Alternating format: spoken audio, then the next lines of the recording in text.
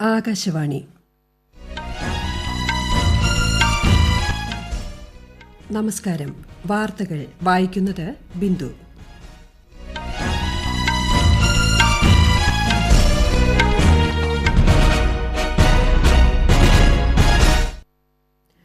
പ്രധാന വാർത്തകൾ. പശ്ചിമ ചരക്ക് ഗതാഗത ഇടനാഴിയുടെ ന്യൂ റെവാരി ന്യൂ മദാർ മേഖല പ്രധാനമന്ത്രി നരേന്ദ്രമോദി ഇന്ന് രാഷ്ട്രത്തിന് സമർപ്പിക്കും. ഇന്ത്യ ഫ്രാൻസ് നയതന്ത്ര ചർച്ച ഇന്ന് ന്യൂഡൽഹിയിൽ. രാജ്യവ്യാപകമായി നാളെ വീണ്ടും കോവിഡ് ഡ്രൈ റൺ സംഘടിപ്പിക്കും. രാജ്യത്ത് കോവിഡ് മുക്തി നിരക്ക് 96.36%. കേരളത്തിൽ ഇന്നലെ രോഗസ്ഥിരീകരണ നിരക്ക് 10.01%. പക്ഷിപ്പനി നിയന്ത്രണ പ്രവർത്തനങ്ങൾ നിരീക്ഷിക്കാൻ കേരളത്തിലും ഹരിയാനയിലും കേന്ദ്രം വിദഗ്ധ സംഘത്തെ അയക്കും. ഇന്ത്യ ഓസ്ട്രേലിയ 3ാം ക്രിക്കറ്റ് ടെസ്റ്റിന് സിഡ്നിയിൽ തുടക്കമായി.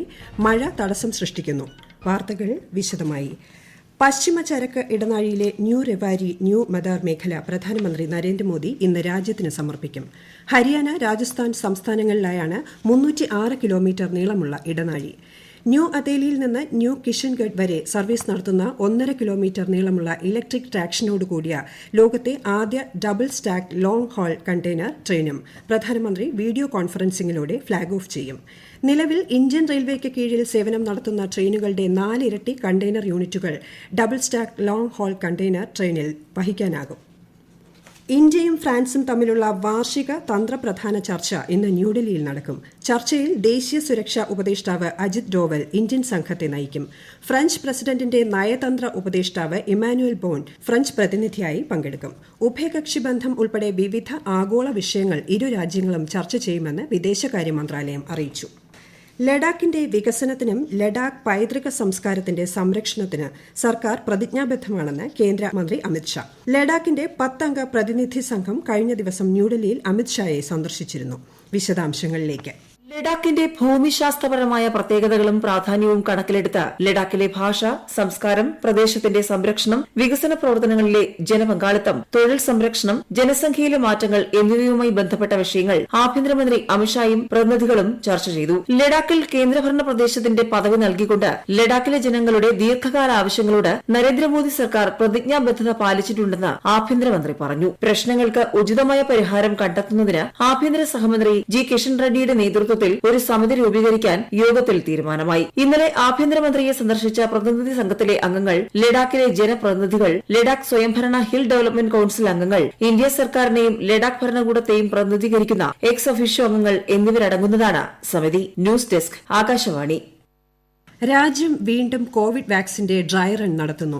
എല്ലാ സംസ്ഥാനങ്ങളിലും കേന്ദ്രഭരണ പ്രദേശങ്ങളിലും നാളെയാണ് ഡ്രൈ റൺ നടത്തുക. വാക്സിൻ വിതരണവുമായി ബന്ധപ്പെട്ട നടപടിക്രമങ്ങൾ കൂടുതൽ സുഗമമാക്കുന്നതിനാണ് വീണ്ടും ഡ്രൈ റൺ നടത്തുന്നതെന്ന് ആരോഗ്യ മന്ത്രാലയം വ്യക്തമാക്കി. വാക്സിൻ വിതരണത്തിനുള്ള എല്ലാ നടപടികളും പൂർത്തിയായി. 2 വാക്സിനുകളുടെ പ്രയോഗാനുമതി ഡ്രഗ്സ് കൺട്രോളറിൽ നിന്നും ലഭിച്ചിട്ടുണ്ട്. രാജ്യത്ത് നിലവിൽ കോവിഡ് ചികിത്സയിൽ കഴിയുന്നവരുടെ എണ്ണം 2,27,000-ൽ താഴെയെന്ന് കേന്ദ്ര ആരോഗ്യ മന്ത്രാലയം. ആകെ കേസുകളുടെ 2.19% മാത്രമാണിത്. അതിനിടെ രാജ്യത്തെ കോവിഡ് മുക്തി നിരക്ക് 96.36% ഉയർന്നു. ഇന്നലെ മാത്രം 21,314 പേർ രോഗമുക്തരാകുകയും 18,088 പുതിയ കോവിഡ് കേസുകൾ സ്ഥിരീകരിക്കുകയും ചെയ്തു. 1.45% ഇന്ത്യയിലെ കോവിഡ് മരണനിരക്ക്. കേരളത്തിൽ ഇന്നലെ 6,394 പേർക്ക് കോവിഡ് സ്ഥിരീകരിച്ചു. 1,068 പേർക്ക് രോഗം സ്ഥിരീകരിച്ച എറണാകുളം ജില്ലയിലാണ് കൂടുതൽ രോഗികൾ. ഇന്നലെ 63,891 സാമ്പിളുകളാണ് പരിശോധിച്ചത്. ടെസ്റ്റ് പോസിറ്റിവിറ്റി നിരക്ക് 10.01. 25 മരണങ്ങൾ കൂടി സ്ഥിരീകരിച്ചതോടെ സംസ്ഥാനത്ത് ആകെ കോവിഡ് മരണം 3,209 ഇന്നലെ 5,110 പേർ രോഗമുക്തി നേടി. ലോകത്ത് 8,75,00,000-ലേറെ കോവിഡ് കേസുകൾ റിപ്പോർട്ട് ചെയ്തു. മരണസംഖ്യ 18 ലക്ഷം കടന്നു. 6,30,00,000-ലധികം പേർ രോഗമുക്തരായി. അമേരിക്കയിൽ 2,18,00,000-ലേറെ കോവിഡ് കേസുകളാണ് റിപ്പോർട്ട് ചെയ്തിട്ടുള്ളത്. രാജ്യത്തെ മനുഷ്യരും വന്യജീവികളും തമ്മിലുള്ള സംഘർഷങ്ങൾ കൈകാര്യം ചെയ്യുന്നതിനും ലഘൂകരിക്കുന്നതിനുമുള്ള നിർദ്ദേശങ്ങൾക്ക് ദേശീയ വന്യജീവി ബോർഡ് സ്റ്റാൻഡിംഗ് കമ്മിറ്റി അംഗീകാരം നൽകി. ഈ വിഷയം കൈകാര്യം ചെയ്യുന്നതിന് സംസ്ഥാനങ്ങൾക്കും കേന്ദ്രഭരണ പ്രദേശങ്ങൾക്കും വിവിധ വകുപ്പുകളെ സംയോജിപ്പിച്ചുള്ള നടപടികൾക്ക് നൽകേണ്ട നിർദ്ദേശങ്ങൾ അംഗീകരിച്ചു. 1972-ലെ വനം വന്യജീവി സംരക്ഷണ നിയമം അനുസരിച്ച് ആക്രമണകാരികളായ വന്യമൃഗങ്ങളെ കൈകാര്യം ചെയ്യുന്നതിന് ഗ്രാമപഞ്ചായത്ത് തലത്തിൽ പാലിക്കേണ്ട നടപടികൾ നിർദ്ദേശത്തിൽ പറയുന്നുണ്ട്. രാജ്യരക്ഷാ സഹമന്ത്രി ശ്രീപദ് യശോ നായിക് 1,00,000 ബുള്ളറ്റ് പ്രൂഫ് ജാക്കറ്റുകൾ കരസേനാ മേധാവി ജനറൽ എം നരവനെയ്ക്ക് ന്യൂഡൽഹിയിൽ കൈമാറി. ശത്രുക്കൾക്കെതിരായ പോരാട്ടത്തിൽ സൈനികരുടെ വിലപ്പെട്ട ജീവൻ സംരക്ഷിക്കുന്നതിന് സർക്കാർ പ്രതിജ്ഞാബദ്ധമാണെന്ന് ശ്രീ നായിക് പറഞ്ഞു. ഈ വാർത്തകൾ ആകാശവാണിയിൽ നിന്ന്. കൊറോണ ആശങ്കയല്ല, ജാഗ്രതയാണ് വേണ്ടത്. കേന്ദ്ര ആരോഗ്യ മന്ത്രാലയം പുറപ്പെടുവിക്കുന്ന നിർദ്ദേശങ്ങൾ. ജനങ്ങൾ കൂട്ടം കൂടുന്നത് ഒഴിവാക്കുക. ഇടയ്ക്കിടെ കൈകൾ സോപ്പും വെള്ളവും ഉപയോഗിച്ചോ സാനിറ്റൈസർ ഉപയോഗിച്ചോ വൃത്തിയാക്കുക. നിർബന്ധമായും മാസ്ക് ധരിക്കുക. പനിയോ ചുമയോ ശ്വാസതടസ്സമോ തുടരുന്ന സാഹചര്യത്തിൽ വൈദ്യസഹായം തേടുക. കൊറോണയെ സംബന്ധിച്ച വിവരങ്ങൾക്ക് ആരോഗ്യ മന്ത്രാലയത്തിന്റെ 1075-ലും ദിശയുടെ 1056-ലും ബന്ധപ്പെടാം. കേരളത്തിലും ഹരിയാനയിലും പക്ഷിപ്പനി നിയന്ത്രണ പ്രവർത്തനങ്ങൾ നിരീക്ഷിക്കാൻ കേന്ദ്രം വിദഗ്ധ സംഘത്തെ അയക്കും. കേരളത്തിലെ ആലപ്പുഴ, കോട്ടയം ജില്ലകളിലും ഹരിയാനയിലെ പഞ്ച്കുല ജില്ലയിലുമാണ് വിദഗ്ധ സംഘം എത്തുന്നത്. കൂടുതൽ വിവരങ്ങളുമായി Lakshmi Mohan. National centre for disease control, ദേശീയ വൈറോളജി ഇൻസ്റ്റിറ്റ്യൂട്ട് തുടങ്ങിയ സ്ഥലങ്ങളിൽ നിന്ന് വിദഗ്ധരടങ്ങിയ 2 സംഘങ്ങളെയാണ് കേന്ദ്രം ഇതിനായി നിയോഗിച്ചിട്ടുള്ളത്.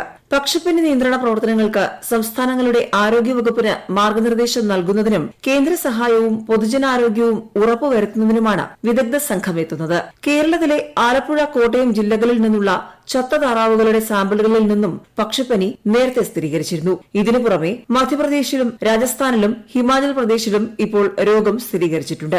പക്ഷിപ്പനി എന്നറിയപ്പെടുന്ന അവിയൻ ഇൻഫ്ലുവൻസ 2006 മുതൽ ശൈത്യകാലത്ത് ഇന്ത്യയിൽ റിപ്പോർട്ട് ചെയ്തു വരികയാണ്. കേരളത്തിലെത്തുന്ന വിദഗ്ധ സംഘം കോവിഡ് പ്രതിരോധ പ്രവർത്തനങ്ങളും അവലോകനം ചെയ്യും. News desk, Akashvani. കേരളത്തിൽ ചില ജില്ലകളിൽ പക്ഷിപ്പനി സ്ഥിരീകരിച്ച സാഹചര്യത്തിൽ ആശങ്കപ്പെടേണ്ടതില്ലെന്നും നന്നായി പാകം ചെയ്ത മുട്ട, കോഴിയിറച്ചി എന്നിവ ഭക്ഷ്യയോഗ്യമാണെന്നും മൃഗസംരക്ഷണ വകുപ്പ് അറിയിച്ചു. ഭാഗികമായി പാകം ചെയ്ത മുട്ട, മാംസം എന്നിവ ഉപയോഗിക്കരുത്. കൂടാതെ പാകം ചെയ്യുന്നതിനായി പച്ചമാംസം കൈകാര്യം ചെയ്ത ശേഷം കൈകൾ സോപ്പ് ഉപയോഗിച്ച് വൃത്തിയായി കഴുകണമെന്നും നിർദ്ദേശമുണ്ട്. കേരളത്തിൽ പക്ഷിപ്പനി പ്രതിരോധത്തിന്റെ ഭാഗമായി കോട്ടയം ജില്ലയിലെ നീണ്ടൂരിൽ വളർത്തുപക്ഷികളെ കൊല്ലുന്ന പ്രക്രിയ പൂർത്തിയായി. 7,592 താറാവുകളെയും 132 കോഴികളെയുമാണ് കൊന്നത്. പക്ഷിപ്പനി പടരുന്ന സാഹചര്യത്തിൽ കേരളത്തിൽ നിന്നും മറ്റു ചില തെക്കൻ സംസ്ഥാനങ്ങളിൽ നിന്നും വളർത്തുപക്ഷികളെ എത്തിക്കുന്നതിന് മധ്യപ്രദേശ് ഗവൺമെന്റ് വിലക്ക് ഏർപ്പെടുത്തി. രോഗവ്യാപനം നിരീക്ഷിക്കാൻ സംസ്ഥാനത്തെ എല്ലാ ജില്ലകളിലും കൺട്രോൾ റൂമുകൾ തുറന്നിട്ടുണ്ട്. ഇന്ത്യയ്ക്കെതിരായ 3ാം ക്രിക്കറ്റ് ടെസ്റ്റിൽ ഓസ്ട്രേലിയയ്ക്ക് ആദ്യ വിക്കറ്റ് നഷ്ടം. സിഡ്നിയിൽ മഴ കാരണം കളി നിർത്തിവെക്കുമ്പോൾ 7.1 ഓവറിൽ 1-21 എന്ന നിലയിലാണ് ആതിഥേയർ. ടോസ് നേടി ബാറ്റിംഗിനിറങ്ങിയ ഓസീസിന് ഡേവിഡ് വാർണറുടെ വിക്കറ്റാണ് നഷ്ടമായത്. Muhammad സിറാജിനാണ് wicket. അരങ്ങേറ്റക്കാരൻ will പുക്കോവ്സ്കി, Marnus Labuschagne എന്നിവരാണ് ക്രീസിൽ. പ്രധാനമന്ത്രി Narendra Modi German chancellor doctor Angela മെർക്കലുമായി video conference നടത്തി. യൂറോപ്യൻ ആഗോളതലങ്ങളിൽ സുസ്ഥിരവും ശക്തവുമായ നേതൃത്വം നൽകുന്നതിൽ ചാൻസലർ മെർക്കലിന്റെ ദീർഘകാലമായുള്ള പങ്കിനെ നരേന്ദ്രമോദി അഭിനന്ദിച്ചു. കോവിഡ്-19, ഉഭയകക്ഷി ബന്ധം, പ്രാദേശിക ആഗോള പ്രശ്നങ്ങൾ, ഇന്ത്യ-യൂറോപ്യൻ യൂണിയൻ ബന്ധങ്ങൾ എന്നിവ ഉൾപ്പെടെയുള്ള പ്രധാന വിഷയങ്ങൾ ഇരു നേതാക്കളും ചർച്ച ചെയ്തു.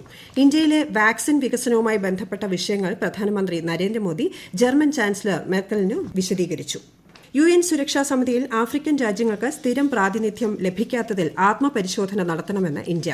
സുരക്ഷാ സമിതിയുടെ അജണ്ടയിലെ പകുതിയിലേറെ പ്രശ്നങ്ങളും ആഫ്രിക്കയുമായി ബന്ധപ്പെട്ടതാണെങ്കിലും ആഫ്രിക്കൻ ഭൂഖണ്ഡത്തിന്റെ താൽപര്യങ്ങൾ സംരക്ഷിക്കുന്നതിൽ UN സുരക്ഷാ സമിതിയിൽ സ്ഥിരാംഗത്വം നേടിയ ഒരൊറ്റ ശബ്ദം പോലുമില്ലെന്ന് വിദേശകാര്യ സെക്രട്ടറി ഹർഷ് വർദ്ധൻ ശൃംഖല പറഞ്ഞു. ചരിത്രപരമായ ഈ അപാകത തിരുത്തേണ്ടതാണെന്നും ഇന്ത്യ ആവശ്യപ്പെട്ടു. സമാധാനവും സുരക്ഷയും നിലനിർത്തുന്നതിൽ നേരിടുന്ന വെല്ലുവിളികൾ എന്ന വിഷയത്തെ അധികരിച്ച് ഐക്യരാഷ്ട്ര സുരക്ഷാ സമിതി സംഘടിപ്പിച്ച തുറന്ന ചർച്ചയിൽ സംസാരിക്കുകയായിരുന്നു അദ്ദേഹം. തെലങ്കാന ഹൈക്കോടതി ചീഫ് ജസ്റ്റിസായി ജസ്റ്റിസ് ഹിമ കോഹ്ലി ഇന്ന് രാവിലെ സ്ഥാനമേൽക്കും. ഹൈദരാബാദിലെ രാജ്ഭവനിൽ നടക്കുന്ന ചടങ്ങിൽ ഗവർണർ തമിഴിസൈ സൌന്ദർരാജൻ സത്യവാചകം ചൊല്ലിക്കൊടുക്കും. പ്രധാന വാർത്തകൾ വീണ്ടും. പശ്ചിമ ചരക്ക് ഗതാഗത ഇടനാഴിയുടെ ന്യൂ റെവാരി ന്യൂ മദാർ മേഖല പ്രധാനമന്ത്രി നരേന്ദ്രമോദി ഇന്ന് രാഷ്ട്രത്തിന് സമർപ്പിക്കും. ഇന്ത്യ ഫ്രാൻസ് നയതന്ത്ര ചർച്ച ഇന്ന് ന്യൂഡൽഹിയിൽ. രാജ്യവ്യാപകമായി നാളെ വീണ്ടും കോവിഡ് ഡ്രൈ റൺ സംഘടിപ്പിക്കും. രാജ്യത്ത് കോവിഡ് മുക്തി നിരക്ക് 96.36%. കേരളത്തിൽ ഇന്നലെ രോഗസ്ഥിരീകരണ നിരക്ക് 10.01%. പക്ഷിപ്പനി നിയന്ത്രണ പ്രവർത്തനങ്ങൾ നിരീക്ഷിക്കാൻ കേരളത്തിലും ഹരിയാനയിലും കേന്ദ്രം വിദഗ്ധ സംഘത്തെ അയക്കും. ഇന്ത്യ ഓസ്ട്രേലിയ 3ാം ക്രിക്കറ്റ് ടെസ്റ്റിന് സിഡ്നിയിൽ തുടക്കമായി. മഴ തടസ്സം സൃഷ്ടിക്കുന്നു. വാർത്തകൾ കഴിഞ്ഞു. ഞങ്ങളുടെ വാർത്തകളും വാർത്താ അധിഷ്ഠിത പരിപാടികളും all India radio news Thiruvananthapuram എന്ന യൂട്യൂബ് ചാനലിൽ ലഭ്യമാണ്. കൂടുതൽ വാർത്തകൾക്കായി @all India radio news Thiruvananthapuram എന്ന ഫേസ്ബുക്ക് പേജും @AR_News_TVM എന്ന ട്വിറ്റർ ഹാൻഡിലും സന്ദർശിക്കാം. അടുത്ത വാർത്താ പ്രക്ഷേപണം 10:15.